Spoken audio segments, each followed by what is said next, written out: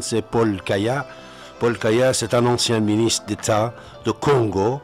Il était ministre de Congo dans les années passées, n'est-ce pas? Et ce soir, on va parler de l'Afrique, des conflits, des problèmes qui peuvent exister dans ce pays-là. Ici et maintenant, 24 heures sur 24, sur Internet, ici et maintenant.com. Vous êtes à l'écoute de la radio Ici et Maintenant sur 95 de FM et sur l'internet ici et maintenant.com. Monsieur Abbassi, écrivain et historien, est avec vous les derniers samedis de chaque mois de 23h à 7h du matin. Son site internet davidabbassi.com. Abbassi A2B-A-S-I. Vous écoutez Radio Ici Maintenant sur 95.2 FM et j'ai le plaisir de recevoir ce soir Paul Kaya, l'ancien ministre d'État et de l'économie de Congo. Roger Bensadounis est également avec nous ce soir.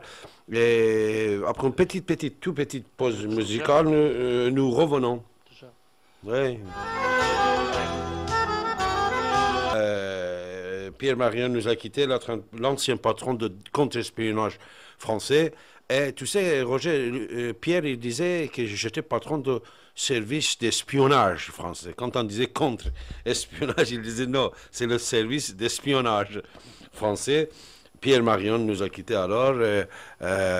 Notre ami n'est plus parmi nous. Il avait, je crois, qu'environ 90 ans. Oh, pas loin. Oui, Pas loin. alors... il avait qu'un an de plus que moi, c'est tout. Alors, Paul Kaya, je crois que tu n'as pas terminé à répondre à Anita, puisqu'il s'était coupé. Oui. Je vais te laisser la parole de parler. Après, c'est Roger Bensadou. Et bien sûr, on va prendre encore nos auditeurs. On vous écoute, Paul Kaya. Oui. Alors donc, je crois que le problème, c'est avant tout un problème des Congolais entre eux, avant que ce soit un problème de l'esclavage ou du colonialisme, etc. Parce que ce n'est pas le colonialiste qui nous a dit qu'il faut cesser de réparer telle route. Ce n'est pas le colonialiste qui nous a dit il faut débloquer tel budget pour fêter tel anniversaire au lieu d'équiper un hôpital, etc. Les choix économiques qui ont été faits dans beaucoup de pays africains ou dans tous les pays africains sont des choix qui étaient faits par des hommes politiques eux-mêmes et non pas par les étrangers. Donc à partir de ce moment-là, je crois que le problème du développement, c'est un problème qui nous incombe à nous. Et c'est à l'intérieur de ce problème que nous allons résoudre le cas de la corruption. Parce que si la corruption se développe, c'est parce que nous-mêmes, Africains, nous n'avons pas suffisamment de force pour pouvoir l'attaquer, la prendre par le corps. Si le policier au coin de la rue, ils essayent d'arnaquer les gens régulièrement, eh bien ça, ce n'est pas l'Occident qui va l'arranger. C'est nous-mêmes les Africains qui devons essayer de maîtriser notre policier. C'est donc un problème de formation, un problème d'éducation, mais l'éducation, c'est notre affaire à nous.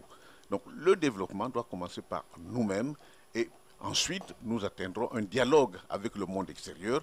Et ce dialogue, nous le conduirons en fonction des objectifs que nous voulons atteindre.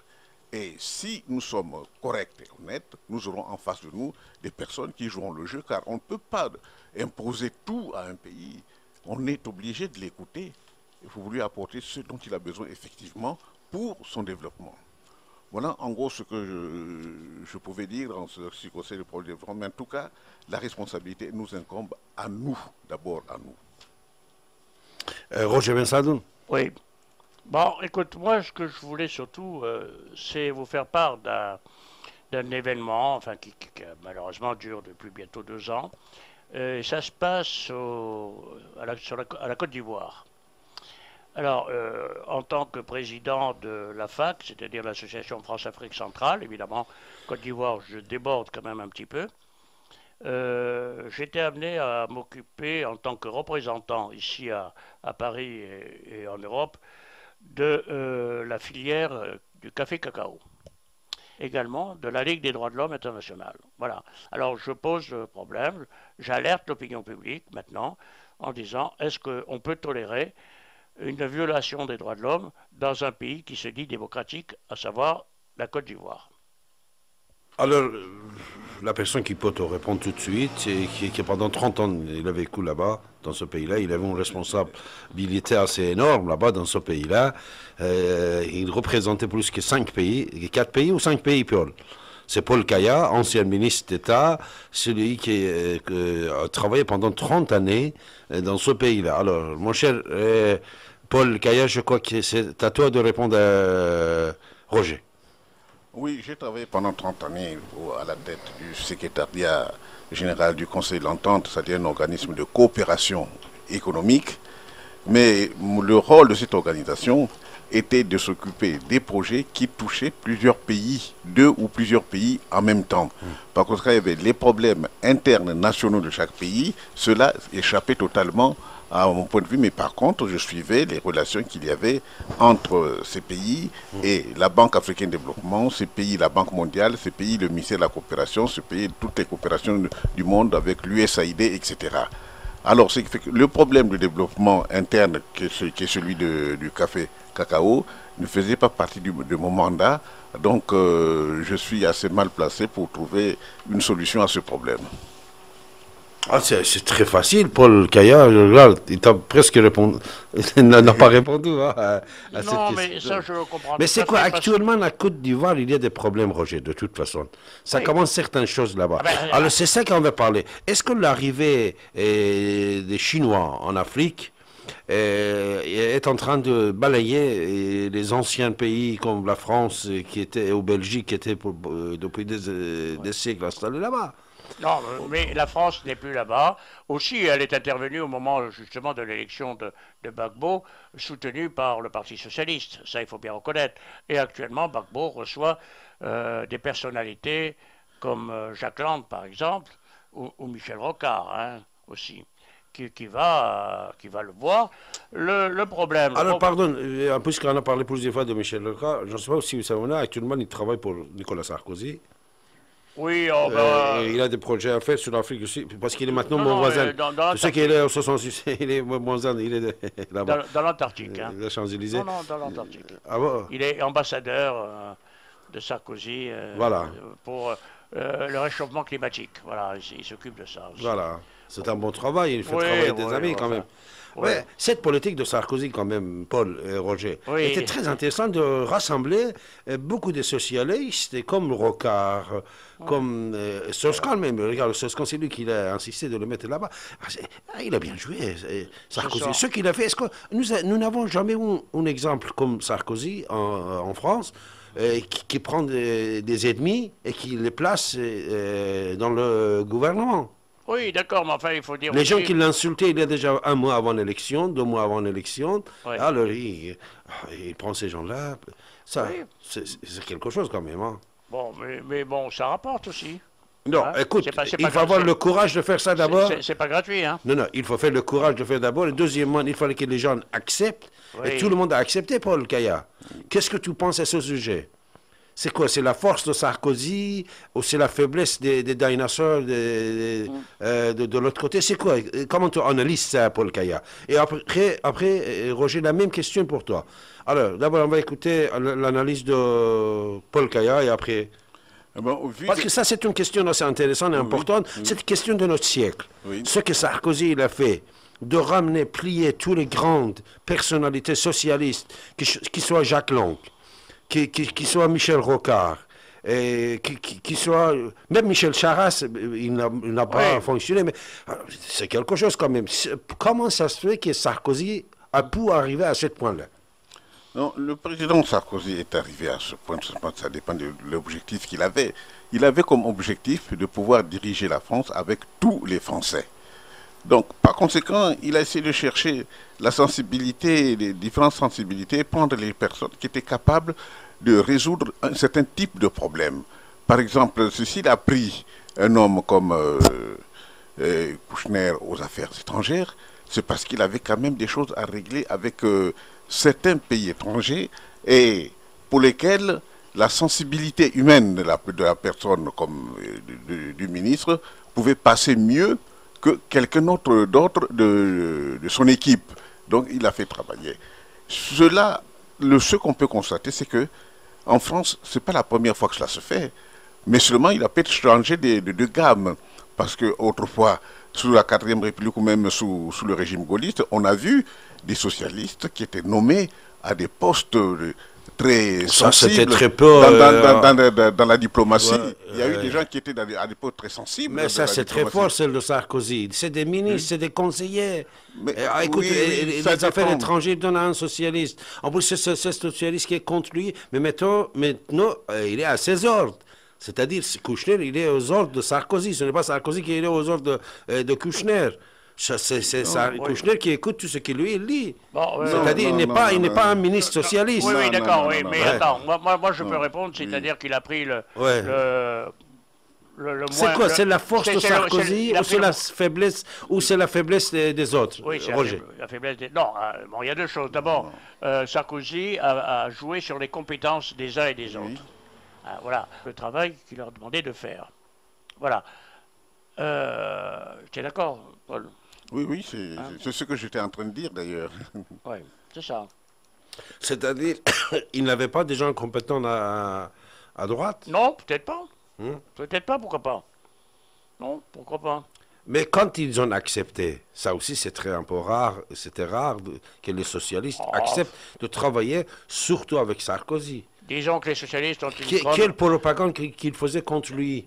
Disons que les socialistes ont une grande ouverture d'esprit. Voilà. Non, moi, je vais vous donner mon avis. Mon avis, c'est ça. C'est la force de Sarkozy d'un côté et c'est la faiblesse des autres, l'homme de pouvoir, qui ne pense qu'à gagner des sièges et des salaires et des postes. Point final. C'est comme tout à l'heure, je ne sais pas c'est qui nous a dit, un de nos auditeurs, Sarkozy, il s'est bien joué, révolutionner la politique française. C'est très très fort de sa part. C'est-à-dire il a fait quelque chose qui c'est unique dans l'histoire. C'est unique dans l'histoire. Il a ramené tous les gens qui l'insultaient, qui étaient ennemis de Sarkozy dans le pouvoir. C'est inadmissible. Hein. Oui, non, ça c'est la force de Sarkozy et c'est la faiblesse des gens qui étaient en face de lui. Pourquoi? Puisqu'une fois que tu proposes des postes assez énormes, tout de suite, il se plie. C'est-à-dire, c'est ça, malheureusement, certains politiciens, heureusement, comme tous les politiciens ne sont pas comme ça. Et ici, on va donner des points à Sarkozy, puisque c'est lui qui était fort, c'est lui qui a réussi avec l'esprit jaune qu'il a, avec l'âge qu'il a, avec tout ce qu'il a, on peut dire carrément, il a écrasé le Parti Socialiste en ramenant tous ces gens-là, je le dis, des dinosaures du Parti Socialiste, dans son camp. Il a fait travailler tout le monde. Je vois Michel Rocard, tous les jours, il vient avec son cartable. À 9h, 10h du matin, il travaille. Et, il est jeune après. C'est lui qui l'a mis au boulot, tu vois. Et Kouchner et tous les autres, voilà. Jacques Lang et tous les autres. Oui, enfin, il n'y a pas photo entre Rocard et Kouchner, hein, quand même. Ah oui, Ouais, ça c'est vrai. Non, Rocard, bien sûr. Non, oui. C'est pour ça qu'encore, on peut parler sous la force de Sarko. Voilà. Ouais. C'est-à-dire, regarde, de Kouchner jusqu'à Michel Rocard, de Jacques Lang jusqu'à Charras, toi. Ce sont très de génie. Oui. Oui, enfin, Mais ça ne peut jamais arriver, Roger, en Afrique, par exemple. Toujours les tribus en conflit, en guerre. Jamais, on ne peut pas, les pays africains, avoir un pouvoir de toutes les tendances politiques. Voilà, c'est très courant en Afrique. On sent très bien, quand un chef d'État est en position difficile, peu de temps avant une nouvelle réélection, il essaie de monter une affaire où il crée un gouvernement d'union nationale. C'est en Afrique qu'on parle souvent de gouvernement d'union nationale. Or, qu'est-ce que le gouvernement d'union nationale si ce n'était pas un petit mélange avec l'opposition rentrée dans le gouvernement de manière à ce que les élections prochaines se passent d'une manière beaucoup plus facile pour le régime en place. Donc ça, les Africains l'avaient déjà inventé avant Sarkozy. Est-ce que le moment que vous étiez ministre d'État, il y avait des conflits intérieurs? À l'intérieur du pays? Du pays. Oui, il y a toujours des conflits, oui. Alors, vous avez pu faire quelque chose, réunir et empêcher que les gens soient tués? Parce que tout à l'heure, Anita, je crois que c'était coupé. Elle n'a pas pu poser la totalité de questions qu'il avait. Est-ce que vous-même, aujourd'hui, ici, maintenant, Paul, vous êtes satisfait de ce que vous avez fait quand vous étiez en poste? Voilà. Ou maintenant que vous êtes un peu loin, vous dites, oh là là, si j'aurais fait ça, si j'aurais fait ci. Non, Non. ce que je peux dire et ce que je dirais toujours, c'est que pour ainsi j'ai été limité dans les possibilités que j'avais de faire quelque chose. Je n'ai pas pu réaliser ce que je voulais réaliser. Je n'ai même pas réalisé le début même de ce que je voulais faire. Il y a eu des barrages sur le plan, pas forcément des moyens, mais sur le plan de politique pure, la sécurité, etc. Alors donc, c'était regrettable, quoi. Vous le regrettez quand même. Ah, Oui. bien sûr, Oui. je regrette d'avoir pas pu donner vraiment ma pleine mesure, Ouais, oui. d'avoir été limité. Roger Ben Sadoun, Ouais. alors Ouais. ah, je sais que vous êtes fatigué, hein, parce que Oui. c'est le Non, dimanche. mais c'est pas la question, c'est que... Qu'est-ce que tu voulais dire? Tu nous as préparé quelque chose à nous dire? Non, non, non, je n'ai rien préparé du tout. C'est simplement que je voulais dire quelques mots sur cette affaire de la Côte d'Ivoire que je trouve un peu triste dans la mesure où en France on l'évacue sans même en parler. Sans aucun doute. Alors, Paul Caillard, est-ce que tu soutiens cet appel de Roger Ben Sadoun? Est-ce que tu es au courant de ce dossier-là? Non, mais je suis au courant de ce problème, de ce genre de problèmes. Il y en a beaucoup en Côte d'Ivoire, dans d'autres domaines. Et il est tout à fait normal que tout cela puisse se résoudre, qu'on puisse au moins juger les gens de manière à ce qu'on sache où on en est, que la Côte d'Ivoire puisse se développer, car actuellement, il y a beaucoup de blocages dans l'économie de ce pays, du fait que sur le plan juridique, il y a beaucoup de choses qui ne sont pas réglées. Donc, plus ces genres de choses seront réglées, eh bien, plus ça assainira le paysage politique et économique du pays, et bien plus la paix reviendra et que les élections pourront se faire avec beaucoup plus de facilité. Au nom de la démocratie, hein, puisque la Alors, Côte d'Ivoire se prétend la être une démocratie là-bas en Côte d'Ivoire, est-ce que c'est égal à la démocratie, par exemple, en France? Est-ce que vous croyez à ça, franchement? Non, mais on ne peut pas comparer Non, les c'est un démocraties. pays d'Afrique, hein, attention. Même dans les pays d'Europe, la démocratie en Angleterre, ça ne se passe pas de la même Ouais, manière mais que la non, c'est démocratie en France et pareil comme en Amérique ou en Allemagne, etc. Il y a toujours des nuances dans les différents pays. Et en Côte d'Ivoire, il y a la démocratie, bien entendu, mais elle est sous l'influence de la culture et du passé de ce pays et des traditions culturelles, si on veut dire, ou tribales, l'organisation même sociale du pays. Alors, on essaie de parvenir à la solution la plus démocrate possible, la plus juste possible, mais on a quand même beaucoup de freins qui sont des freins sur le plan social, qui sont des freins sur le plan culturel, qui sont des freins sur le plan politique. C'est grave quand même. Alors, mes amis, je veux vous remercier d'accepter mon invitation, d'être ce soir mon invité. Je ne vais pas vous retenir plus que ça cette fois-ci. Mais prochaine fois, on va aller jusqu'à 6 heures du matin pour là. D'accord. Parce que toi, tu m'avais dit que tu veux bien rester jusqu'à 6 heures du matin. Mais Roger Ben Sadoun, regarde sa femme, elle va le tuer, hein? Non, c'est pas la question, David. Mais tu sais que ma femme est rentrée à la maison après 16 mois d'hospitalisation. Après son accident dans les escaliers, elle était pas malade. Comment va-t-elle, ça va? Non, ça va, mais elle marche avec des béquilles. Mais puis, il faut que je fasse attention parce que quand je suis pas là, elle veut faire tout elle-même et ça m'embête, quoi. Alors, je suis obligé de la surveiller. Surtout que tu es un mari fidèle. Ah, bah oui. Et serviable, surtout. Bien sûr, ça va faire bientôt 75 ans qu'on est mariés. Hein. 75 ans, hein? Ouais. T'as quel âge? Tu as 100 ans, là? 100 ans. Et bientôt, comme on dit chez nous, jusqu'à 120 ans, comme Abraham. Alors, 79 ans, Ouais. Pierre Marion, il avait, Ouais. quand il est décédé, né en janvier. Non, Pierre Marion. Pierre Marion, janvier Non, il a pas 1921. Ah bon? Ah oui, 1921, presque 80 ans, voilà, on peut dire. Ah, je croyais qu'il avait plus que ça. Ah non, attends, 20, ça fait 90 ans, non. 1920. Ah, 21, ah oui, donc 90 ans. 90 ans, voilà. T'as raison. Et 90 ans, comme je dis. Mais si vous permettez, je vais laisser la dernière parole à mes invités, Paul Caillard et Roger Ben Sadoun. Paul Caillard, je vous écoute, allez. Avant de dire au revoir, quand même, un petit message, un grand message. Hein. Monsieur le ministre, on vous écoute. Non, le seul message que j'ai à transférer, c'est de dire que nous vivons maintenant dans une période, nous sommes en plein XXIe siècle, ça c'est le 3e millénaire. On a dépassé le temps de la marine à voile. Par conséquent, les relations entre les pays doivent atteindre un niveau tout à fait différent, surtout avec le développement de la technologie actuelle.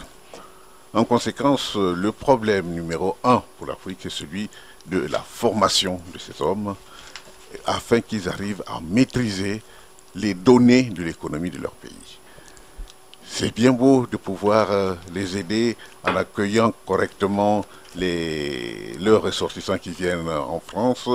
C'est bien beau que l'Europe leur donne du travail, mais la meilleure solution, c'est de les aider à maîtriser les facteurs économiques de leur pays afin qu'ils puissent apporter le meilleur d'eux-mêmes à la communauté internationale. Mais je sais que tout cela est avant tout un problème des Africains eux-mêmes, car ce n'est pas l'Occident qui freine des élections en Côte d'Ivoire, par exemple, ce sont les Ivoiriens eux-mêmes qui n'y arrivent pas, alors que les Nations Unies, la France, etc., pressent ce pays à les faire le plus tôt possible, mais ça traîne. Donc là, c'est une pierre dans le jardin de l'Afrique. Donc nous devons essayer de nous former nous-mêmes, de développer notre pays afin que nous puissions en maîtriser tous les paramètres. Ce n'est qu'à partir de ce moment-là que nous pouvons discuter. Je crois pour ma part que parler de mettre tout sous le dos de la colonisation, mettre tout sur le dos des impérialistes, mettre tout sur le dos de la concurrence entre la Chine, l'Amérique, la France, etc., ça c'est un leurre. Le premier problème, c'est nous-mêmes, c'est nous qui devons acquérir des compétences qui peuvent nous permettre de maîtriser nos facteurs de développement. Oui, moi je pense comme Paul, et je dis que les Africains sont capables de prendre leurs affaires en main. J'ai toujours pensé aussi qu'il fallait aller là-bas, sur place, pour faire la formation, pour former des ingénieurs et leurs juges arbitres. Et moyennant quoi, tout n'ira que mieux. Et grâce à la radio de Ici Maintenant, eh bien, nous aurons peut-être demain des gens heureux qui nous diront chaque fois qu'on viendra, on est heureux de vivre dans ce pays. Bravo, merci Roger, merci Paul. Voilà, c'était mon émission de ce soir, dernier samedi du mois de mai. Je vous embrasse toutes et tous, mais avant de nous quitter, voilà. Oui, Paul, qu'est-ce que tu voulais dire? Oui, je voudrais ajouter une chose, c'est que j'ai appris hier soir un aboutissement d'un problème douloureux qui se passait en France, à savoir que le Conseil constitutionnel a exigé qu'il y ait maintenant une égalité absolue entre le traitement des anciens combattants, quelle que soit leur origine en France. C'est un problème qui était un problème douloureux ici en France, puisque les anciens combattants qui étaient soit des Africains ou des Polynésiens, etc., n'avaient pas la même pension que les anciens combattants français, alors qu'ils ont fait la même guerre, ils ont souffert de la même manière. Alors, le Conseil constitutionnel vient d'annuler les décisions du gouvernement français qui maintenant est invité à établir une égalité entre le traitement de tous les anciens combattants. Excellent, merci pour cette information Paul. C'est-à-dire, comme vous pouvez constater, la France avance, malgré des problèmes économiques qui existent dans le monde entier. On est en train de bien sortir, j'espère, et on va dire bonne chance à tout le monde. Merci à toutes, merci à tous. Au revoir et à très très bientôt. Mais nos émissions sur 95.2 FM Radio Ici Maintenant, ça continue, mes chers amis. Restez à l'écoute de votre radio. Encore, je vais vous remercier tous nos amis fidèles à cette radio. On va remercier Didier Deplège, notre président, mon ami, que depuis presque 30 ans, il a fondé cette radio qui est amie avec plusieurs milliers de familles, même peut-être millions, grâce à l'Internet maintenant ce soir. On a été écoutés partout dans le monde. Merci Roger Ben Sadoun. Puisque tu es sur Facebook, tu peux aller à la maison, regarder notre émission sur Facebook, sur mon page, parce qu'on est amis, tu peux aller le voir. Voilà. Je vous embrasse toutes et tous et je vous dis à très bientôt. Merci, au revoir. Ici et maintenant, 24h sur 24, sur Internet, ici et maintenant.com.